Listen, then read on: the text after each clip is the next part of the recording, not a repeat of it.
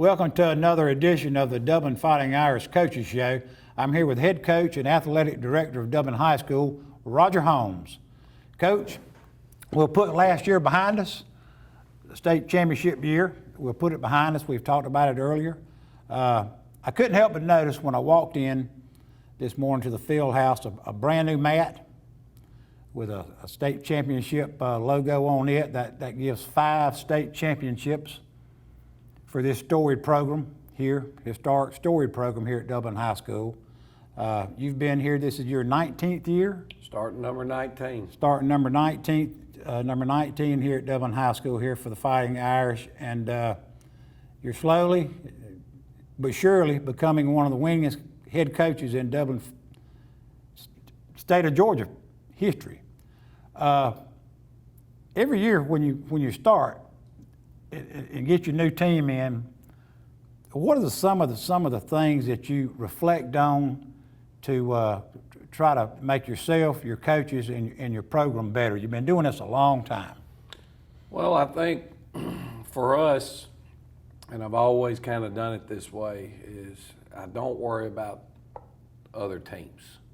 You know, a lot of coaches drive themselves crazy worrying about other teams and what their schemes are, and they spend all the off season preparing for other teams and refocusing on their schemes and changing from this offense to that offense or wanting to make changes defensively.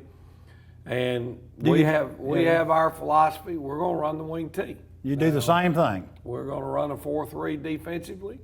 It's not going to change much, but it does change, and it changes every year. And generally for us, it's based on the capabilities of your quarterback.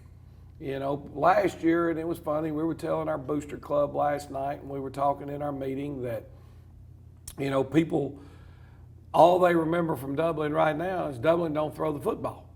Dublin doesn't throw the football because we did not throw the football much last year at all.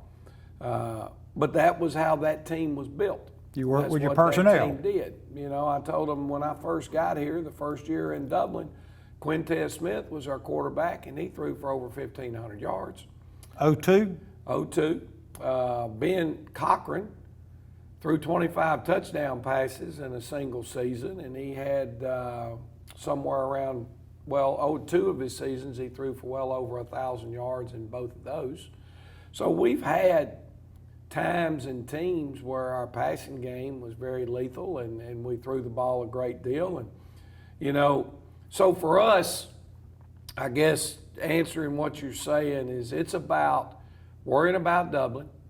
When you have coaching changes, you have to spend time coaching coaches. That's every year. Every year on what you want done, how you want it done, what you want the kids to be able to execute, and how they need to be able to understand. We talked to our players the other day, for example. We do not have a big, huge book of all these fancy drills and things that we're doing. We don't waste time with those things. We work simply on the things that are important for us as a football team to be successful in what we do, whether it be in the kicking game, offensively or defensively. We try to adapt from year to year based on the strengths of each football team. The system stays the same, but you always have to adapt to what your kids can do. And so for us, this has been a tough year, like it has been for any American. I think we're looking for some normalcy. We are. Friday night. And it's and even Friday night, the normalcy for going to a game is the same, but it's not going to be the same. Social distancing in the stands, only a certain number of people can maybe get into whatever stadium it is that you happen to be going to. Wearing masks, you know, parents not being able to come on the field after a game. Bands not being able to attend certain games and so on and so forth. So again, it's more normal because we're getting to play. And for me, I'm a routine guy. Our practice schedules are set up daily, and our kids know exactly what we're going to do and when we're going to do it and how much time we spend doing it. And And the routine just continually gets messed up. I told one of the civic organizations I spoke to that I look at this a lot. You know, I'm driving downtown Atlanta and I know where I'm going because I've been there before. Right. And it's got these 3 turns in downtown Atlanta that you've got to make it through, and you feel pretty comfortable because you've done it several times before.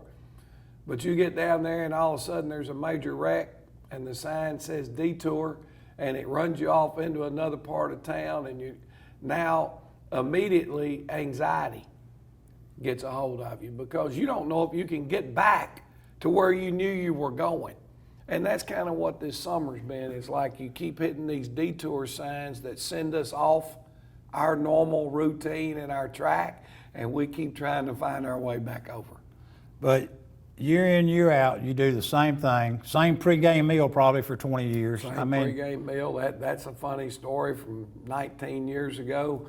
Our pregame meal consists of baked chicken, baked potato, green beans, water or Powerade. And I don't know, we were 4-0 or something, and it was funny, but I remember one of our parents asking me at a touchdown club meeting, said, "Coach, do you think our kids can have something different than chicken for the pregame meal? They want to have a steak." And I said, "Well, right now the chicken is undefeated, so we're going to keep eating chicken." And but in the reality, again, that's part of a study is what do they need before a game. You start ingesting red meats and this and that, it's going to create more cramp issues. So everything we do is for a reason, and it makes it a little bit tough right now trying to stay on your normal plans. Right. Well, coming up, we're going to take a break and have a word from our sponsors and come back, and we're going to talk about this year's team and Dodge County coming up.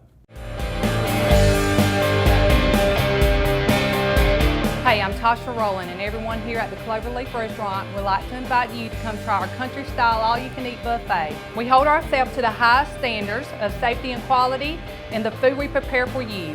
We clean our facilities constantly, and we offer curbside service. Just call 478-275-2080, and we will have your order ready right away. And Friday is our seafood day. You deserve a great meal. Cloverleaf Caters. Call us for your next gathering or event. So treat yourself to the Cloverleaf Restaurant and make sure you're satisfied. We are open Sunday through Fridays 11 to 2 with plenty of dining, or we can get it ready to go for you. Hey, I'm Glenn Register with Hometown Supply. Hometown Supply, located in downtown Dublin, is here for all of your home and hardware needs. We are committed to providing you with quality products and service on our full line of new and used appliances. We also offer service on most any brand of appliance on the market today. So if you need repairs on appliance, just give us a call here at Hometown Supply. Local delivery is available for merchandise sold. Anything that a customer needs, we take care of. Just remember, if you can't do business at Hometown Supply, you just can't do business. And we're back. Another edition of the Coaches Show. Back here with Nelson Carswell, back here with Coach Roger Holmes. Coach, let's go ahead and talk about Dodge County. We'll get into our players here a little bit later. Let's talk about Dodge County. Bitter rival since I was back in school in the 70s. They love to play us. We love to play them. They want to beat us something terribly bad, and it's just it's been one of the bitter rivals here since probably the 60s. We got to go over there. Yeah, it didn't take me long to figure out when I moved Right. to Dublin, Georgia, who the teams were that were important to not only the fans of Dublin, but the fans of the other schools. It didn't take long to realize that Dodge County and Dublin was one of those games that people look forward to every year. We all got good friends over there. Oh, yeah. It's it's touching county. It really is a very competitive rivalry, but there's much respect, I think, between both programs. It's grown. Yeah. Tremendously the last 30 years, it's grown. And I like that. You know, Our other longest rival in our history we've got coming up here in a couple of weeks will be our second home game. Is Swainsboro is back on the schedule.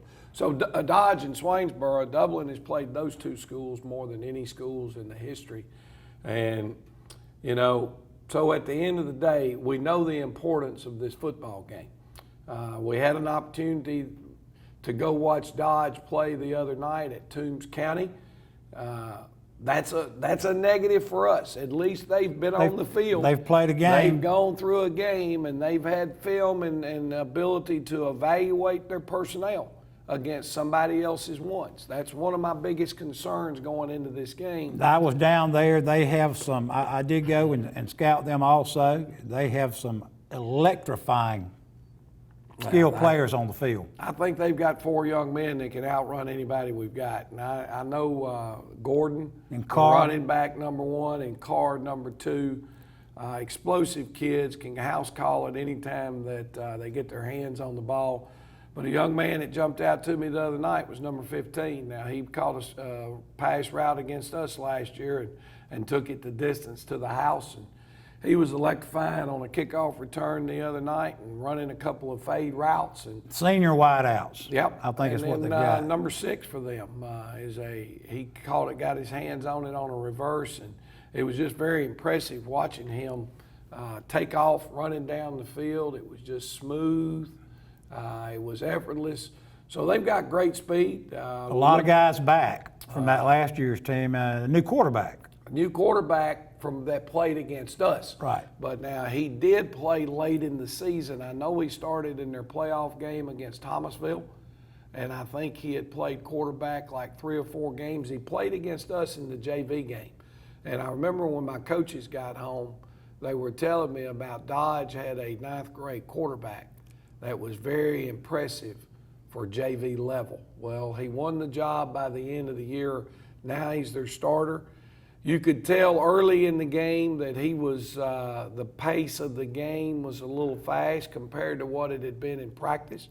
But now in the 4th quarter, he led them right down the field, throwing some phenomenal balls, threw a long fade touchdown to a receiver who actually went up and got the ball between 2 defensive backs. Well, it helps having senior skilled receivers No doubt. complimenting him. Yeah, that's, and their running game is very solid with Carr and with Dalen Gordon. Single wing?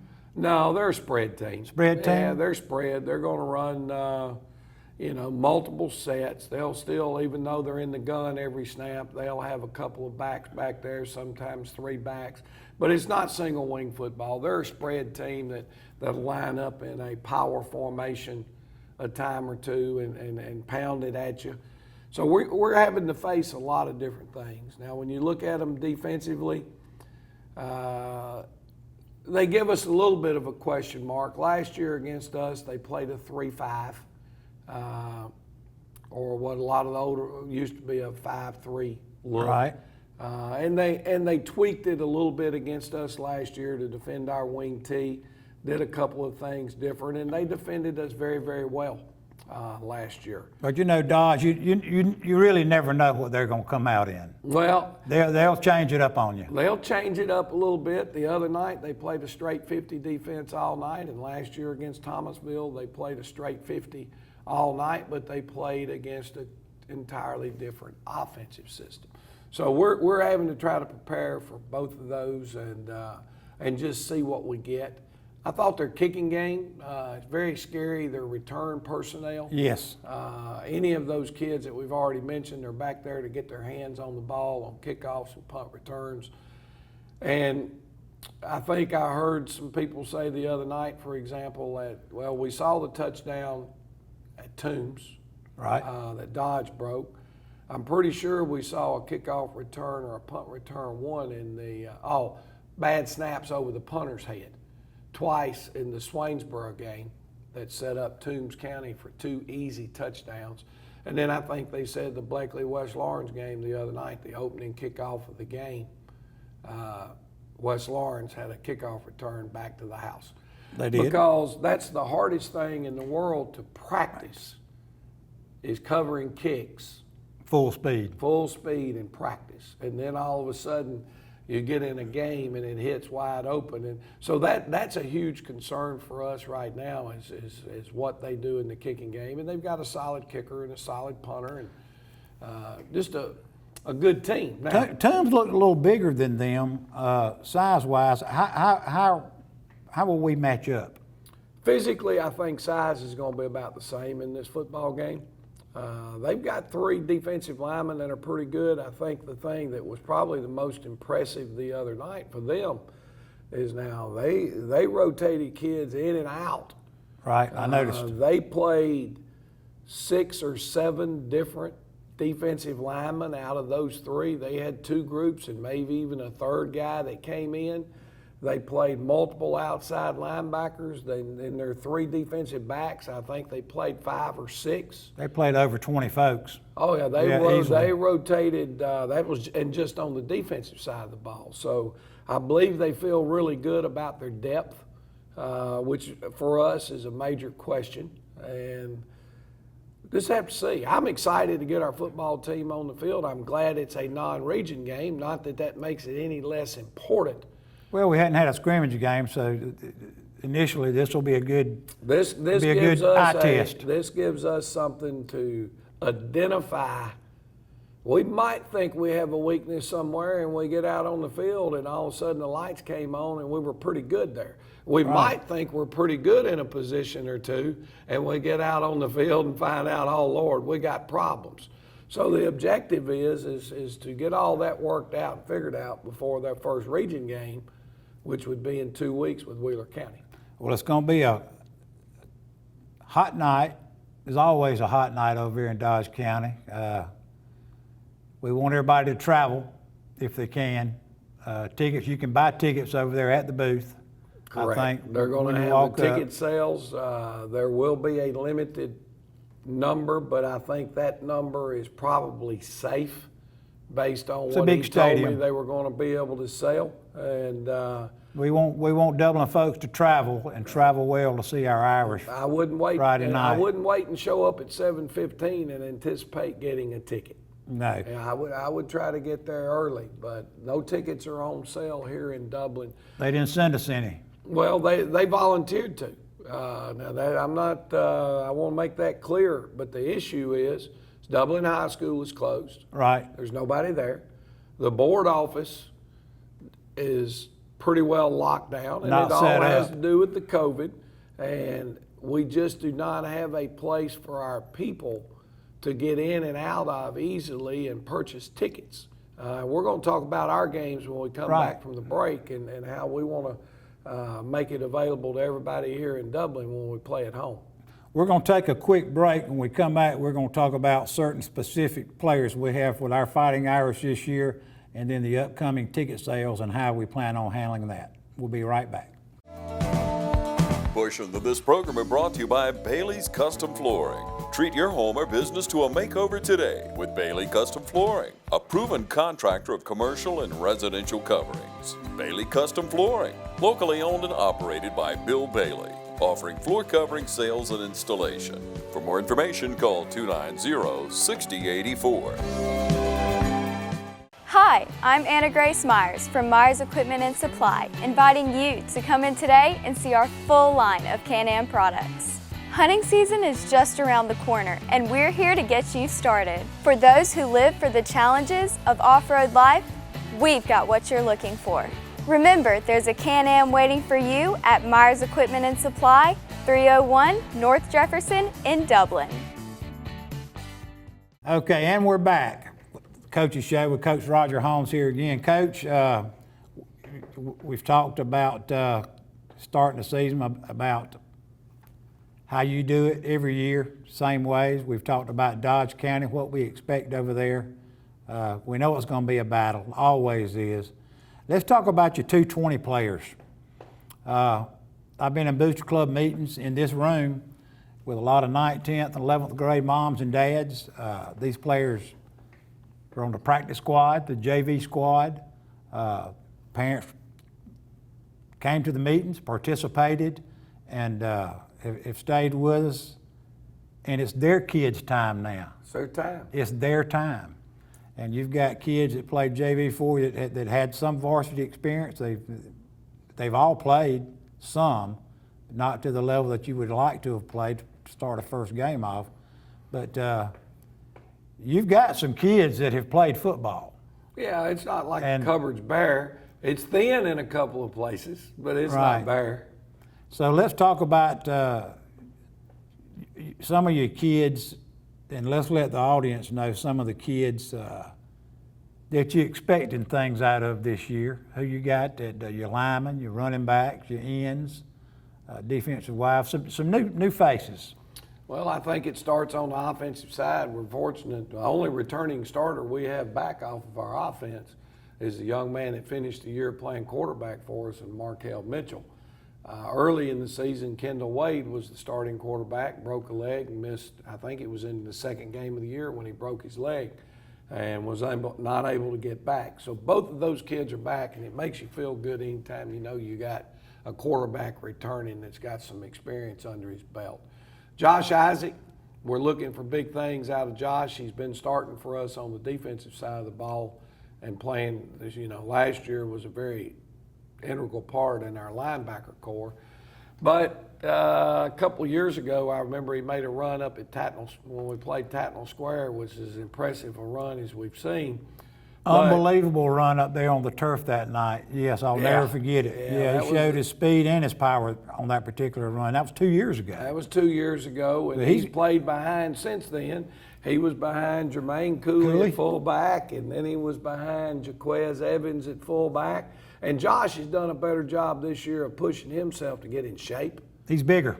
Yeah, but he's in better physical shape. He's actually probably a little thinner right now than he was last year. So he's in good physical shape because he's going to have to be a two-way player. And another senior, Elijah Cates, is backing him up at fullback.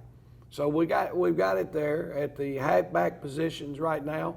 Quay Ashley's moved into a running back spot along with J.T. Wright at the left half, and both of those kids start on defense, so they'll Right. rotate on offense. In the backfield. In the secondary. In the secondary. Yep. And then over at the other wing back position right now, we've got Monday. Jaquarian Mundy, who's shown flashes of being a really solid player, and he's going to be a defensive end for us as well as a wing back. Well, his backup right now is Ben Griffin, another senior, who's playing outside linebacker. Both So- of those kids can really, really fly. Yeah, they can run. And at the end of the day, they're all playing on the defensive side of the ball for us, so they can just rest and rotate. And the same thing at quarterback with Kendall. Kendall's going to be one of those kids that we can line him up and play him wherever we want to. He can play wide receiver. He can play quarterback. He can play either one of the wing back positions. And we'll move him around some to get that to happen. So Kendall, we'll probably see Kendall come in and spell Mitchell at Oh, yeah. quarterback some. Yeah, there's going to be times when Kendall's going to get quarterback reps because there are things that he does better than Markel. There's things that Markel does better than Kendall. But really the versatility of Kendall, where you can move him all over the field, kind of helps us. Right. You know, and that he can do a lot of different things. And so we're excited to see how that works. We had to make some changes at tight end. Yeah. We had to move Gabe Guyton, who's really a defensive back for us. Right. And been a wide receiver, running back type kids all the years. And we've taken a hit at tight end.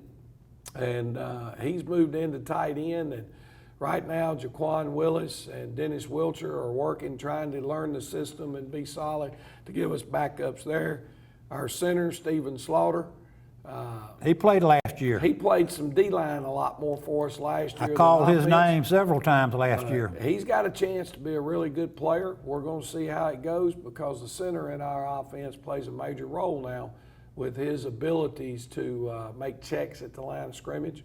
Offensive guards, which is the key to our offense, no question about it. Right now it looks like Nathaniel Ford and Drake Walker, two seniors, will step in there and play guard.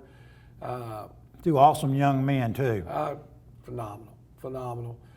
Desmond Gilbert is going to be a pulling guard for us also, and he's going to have to get reps on offense and defense both.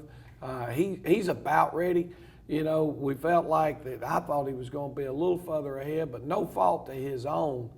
Physical strength is the area that he's got to continue to improve on. Well, guess what? Being locked out of the weight room all spring, great part of June. We're a little behind, like everybody else, maybe in the strength end of where we want to be right now. Sounds like you're going to play more players than what you've done in the past. We're probably going to have to until we can play ourselves into shape. We're going to have to play more people. What you got at wideouts? Wideout right now, David Folsom. Good kid. Is a kid that's really stepped up and made a lot of plays for us. We've got Antonio Benjamin. Is, gosh, what an effort that kid gives, and he's just been a phenomenal blocker. Yeah, he catches the football, but he's really the thing that's lit everybody's all the coach's eyes is his ability to go downfield and block and his effort. And then Tyler Wright. Tyler is very smooth. Tyler's got good hands. He runs good routes. He's just got to continue to focus and make steady improvement because the skill is there. And I don't want to forget our tackles, Montavious Tompkins. Awesome. And Nate Gregory are lined up for us at tackle. So 54 Gregory. got a good group. Gregory's 50. 50. Yeah. Yeah. Right. And so we feel pretty good there. We've got to continue to develop some strength and depth in the offensive line. We're going to play more players. Caleb Hall plays center for us. Backs Slaughter up, and Slaughter starts for us defensively. So there's going to be times that Caleb's got to get in the game and make some things happen. And he's probably, because he's a very smart kid, is going to be able to help us out on the defensive side also. Well, I don't want to say this, but then again I do. It sounds like your backfield is kind of built like it was last year. You've got a pretty big style bruising fullback and two guys at wingback that can really run. Well, we got to block for them. You Right. know, that's what, at the end of the day, they're quality backs. We believe that. You know, if you want to be a running back, this is a pretty good place to be because you're going to get to run the football. And so Defensively, what are we? Defensively for us, Well, what are we gonna run? The strength of our team should be our secondaries. We've got three starters back. Absolutely. Kendall, Gabe, and Quay Ashley. Then JT Wright. You know, had a big pick in the state championship game. So JT has got A lot of skill there. Quality play back there, and we feel pretty good about them. You've got Josh Isaac back at linebacker. You've got Drake Walker back at linebacker. So right now, Ben Griffin and David Folsom are kind of battling for the role of that third linebacker in our 4-3. Who's your Mike linebacker? Right now, Josh Isaac has moved from outside to our He Mike. moved inside? He's moved inside, but we're kind of playing, moving those guys around. They can play any of those three. We feel okay with that. We think our D tackle play inside. We feel comfortable with three of those guys right now.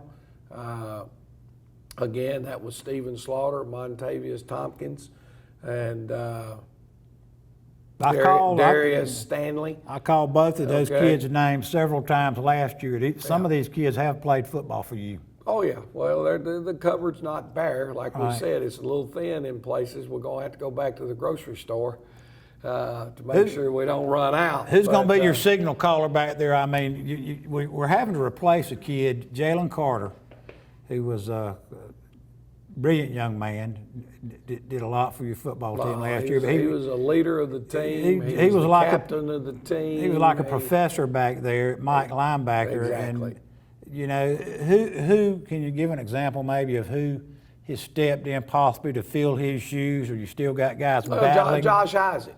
He's the guy that has stepped up, and he's shown us some leadership capabilities. But Josh is he's the ringleader back there. Our secondary, like we said, with their experience, they've been able to handle some of our formation adjustments and things. Quay and JT. A little more simple Kendall. right now maybe than the past. Now, the area that we've got to come on the most is at defensive end. You don't lose over the last 2 years of Steve Linton, LaMelo Hyde, and a Jaquez Evans and just restock. Those are all Power 5 type with Power 5 DNs. Your cupboard's a little bare there. Now, Nate Gregory started about 6 games for us last year at defensive end, and he's back, and he's starting at our strong side defensive end. And we've taken Jaquarian Monday, and we've made him our weak side defensive end. And then again, we've got Your Monday's lean. He's got some reach to him. yeah, he's about 185 or 190, but he's a 4.5 guy. Right. So his speed should be a factor for him. And Desmond Gilbert has come a long way. And there are times we might drop Drake Walker down at defensive end and play one of those other outside linebackers, because Drake's played a lot of defensive end. So then last but not least, we've got returning our place kicker, who's done a really good, solid Phenomenal. job for us the last couple of years, and John William Potter. So having him back and should aid us in the kicking game. I've watched him in practice. His leg has gotten stronger. He's got somebody you've hired to help him. Well, yeah, we've got 3 additions to our staff this year. Barry Brown, who was a kicker for us and went on and kicked at Georgia State. Barry's back, and he's working with wide receivers. And while Coach Hagler is having a quarantine, Right. during this time of the thing, Barry's here to make sure that our kickers stay on track and till Coach Hagler can get back. We've been able to bring in Eric Kinsey. Coach Kinsey was coaching Kinsey. at Iowa Wesleyan University and then Union College, but he played linebacker at West Virginia. West Virginia, is a Power 5 school. He's here right now. He's coaching our defensive ends, and then we were able to bring in Rodney McFadden. Coach McFadden was the head coach at Lucy Laney Right. for several years. Big name there. So we've brought in 3. We lost 3 good ones, but we were able to replace them with 3 good ones. Well, the kicking game looks solid again. You don't know. We know we got a kid that can kick it, yeah, well, but at the end of the day, the big scary thing, like we talked about, is kick coverages, because it's just hard to get the reps. That's something you play in into, practice. isn't it? Yeah, Something you play into. and that makes you a little nervous. We going didn't have a over to- spring to game. Eastman. We didn't have a scrimmage game, and Yeah. this is going to be it all. Correct. Right here. Yeah, you let a guy get a seam this week, it's a house call. The other team's band's playing, and it's not good. So we got to be up to the task. We'll take a break, guys, and we'll be back, and we'll talk about purchasing Dublin High School football tickets and touchdown club memberships, etc. Built upon a solid foundation of cast iron and steel, the Kubota L-Series tractor is the #1 selling compact tractor in the U.S. for over 10 years. Powerful Kubota diesel engine, ease of operation, and your choice of a dependable Kubota gear or HST transmission. The durable Kubota L-Series tractor. Talk to your local Kubota dealer today to schedule a demo. From Midstate Tractor and Equipment, 1325 North Jefferson in Dublin. Community Bank of Dublin, Lawrence County is here to help you with all of your financial needs. Our team knows what it takes to make life easy and convenient and will help you get set up with our mobile and online banking. We founded Community Bank on common sense banking and a dedication to help people just like you. Our lender, Amy Thompson, loan officer, Gail Rainey, executive vice president, Brian Bazemore, and president CEO, Chuck Harwell, know what it takes to make life easy and convenient and can help you with loans for almost everything from your automobile, home, land, or any financial goals you have. Come visit us today. Community Bank of Dublin, Lawrence County, where common sense banking never goes out of style. Okay, and we're back with the Coach's Show again here with Coach Roger Holmes. Coach, let's talk about purchasing tickets for packages, different packages. For your team this year, you've got a new way of doing it, and I think it's important when it comes down to playoff time, what it's going to mean. Well, obviously, most of this has been brought about due to the COVID-19, okay? And I want people to understand, some stadiums you go to, it's like there's no COVID, they don't care, okay? At Dublin City Schools, We care. we're concerned about spreading or not spreading the virus, and so we have chosen to go with a online ticket package that persons will be required to do to be able to get in the game. The Shamrock Bowl, we went down and measured the Shamrock Bowl. We did our own social distancing, and basically we're only going to be able to allow 1,500 people in the Shamrock Bowl. Now, people, if you want to know the facts, the Shamrock Bowl with 24-inch seats holds 5,200 people. Everybody, oh, that stadium will hold 8,000, 10,000. Measuring the seats at 24 inches per seat, it'll hold 5,200 people. Will you allow people to sit on the hill? The superintendent has said he does not want people gathering and sitting on the hill. So we're going to allow roughly 1,500 people per game in the facility. Folks need to buy tickets. If you don't have your ticket, there's no guarantee you're going to be able to get a ticket if you come to the game and walk up. So, to try to explain this pretty quickly for you guys, I have gone to the Dublin City's website. If you look up top, it says dcsirish.com. Okay, that's what you want to type in your computer, dcsirish.com. Okay? When you click on that, this screen that you see right now opens up. This is the website for Dublin City Schools. Right here, the first one, you see season tickets on sale now. All you got to do is double click. Eventbrite, that's the And word so you're looking for. Eventbrite is the system that we're using. Now you're going to see multiple things as you scroll down this page. Okay, so what we have, for example, if you want to join, if you want to purchase season tickets, there it is, Dublin football season tickets. All you do is click here. And the page for season tickets comes up. You see the season tickets are $35 a ticket. All you do now is click on tickets. And it's simply going to come up because all of these season tickets are general admission. Means you can sit anywhere you want to sit in the stadium, but you will not sit, okay? You cannot sit in the center section on the home side.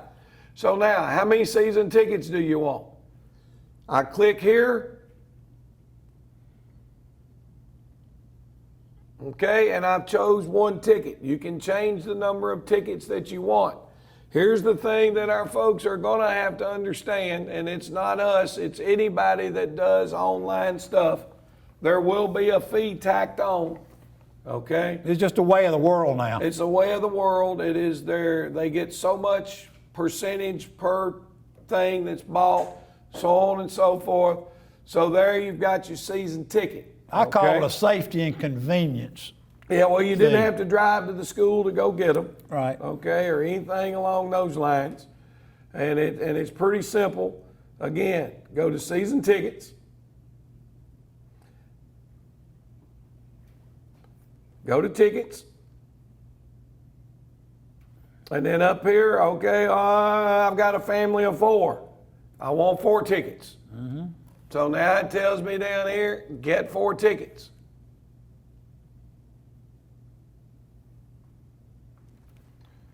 You pay with your credit card, PayPal, or whatever, and then you will receive a ticket back that you scan to your phone. You can either print it off and bring it, or you save it to your phone and it has the barcode. When you show up at the stadium, the first time you show up at a home game, we're going to scan that in, but we're going to hand you your season ticket. Now you've got the normal season ticket. They punch the hole in it and you're off and running, okay? So very easy. Here's the deal. If we sell 1,000 season tickets, then there's only going to be 500 tickets on sale for each home game. If we sell 1,300 season tickets, And there's that's- only going to be 200 tickets that are available each week. And that's for both sides. Both home and visitors. Right. The visitors are being told 2 weeks before each game, tickets go on sale. And when they're sold out, they're sold out, okay? One thing that I'd like to back up to and show our fans is now, let me say this. If you buy a season ticket, you're already guaranteed access to every game. Right. Every game. You don't have to worry. Now, if we make the playoffs and we're fortunate enough to play at home, there will be a code that's sent out to you. It will be emailed to you. And that code, you will need it, and you will have the opportunity Sunday or Saturday, Sunday, and Monday To lunchtime Monday. to purchase your playoff tickets before they go open for everybody else to purchase. So that's huge. Now let's look at the Dublin Touchdown Club. You see it right under the season tickets. Dublin Touchdown Club membership, okay? There's multiple ways to join the Dublin Touchdown Club. We have a $10 booster club. You can just join the club. It gives you the right to vote. Come into the meetings that we have on Monday night, Tuesday night, and when we have a issue come up where we need a vote, that gives you the right to speak up and vote. They got a $60 membership, which gives you the voting rights, but you also get to attend all the tailgating for every home game that's out before each game. And I think y'all put a spread on out there. You need to do that at a minimum. We have the $150 gold membership. You get your 2 season tickets. You get a parking pass right in front of the stadium. Right. You get to attend all the tailgating. You get 2 tickets to the banquet at the end of the year. And you also have voting rights at the Touchdown Club. So that one's $150. For $160, you get all the above, but you get to sit in the non-chairback reserve seating, and there's only like 10 of those left right now, and you can actually click on and pick your seats in that reserve seating. And the $180 right now is void because all the chairback seats have been sold. They're not available. They will be next year. But the reality of it was there's 220 chairback seats and there were only 70 that we could use because of social distancing. So therefore, the people that had them last year got first right of refusal and they all wanted to keep them. So anyway, here's what I want people to look at because this has created just a little bit of a problem, okay? Gold Reserve non-chairback, it says $80. If you looked a minute ago, it said it's $160, okay? Here is the, when you click on that, if you look, how many tickets are you able to get with a Century Club admission? 2 tickets. 2 tickets. So you have to click on 2. Right. 80 times 2 is your 160. Okay? So that gives you that, and then it tells you right here, it's already laid out your seats for you. Reserve non-chairback, row 4, seats 19 and 20. And you'll get that on your ticket. But folks, we encourage you to please try to join the Touchdown Club. This is the way to do it. You don't have to drive anywhere. You will get mailed back to you as soon as you register. They will mail you if you join the Touchdown Century Clubs. They're going to mail you your 2 tickets. They're going to mail you your parking pass. And it's all good to go and you're set. Your name will be on the roll so you can come and have the festivities on Friday night at the tailgate, which is everything become a is big locked thing. in. It's not hard, okay? And but we wanted to make sure that we kind of covered that with people. And if you have questions, you can email me at Roger, ROGER.HOLMES @DCSIrish.com. Right.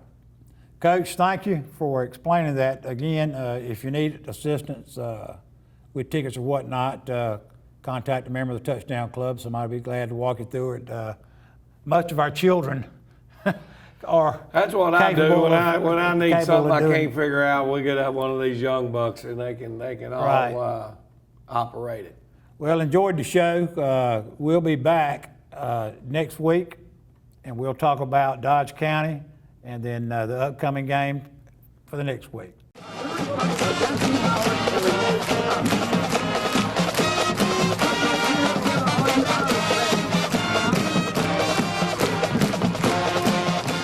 We are so glad to be able to introduce Tabitha Mullis.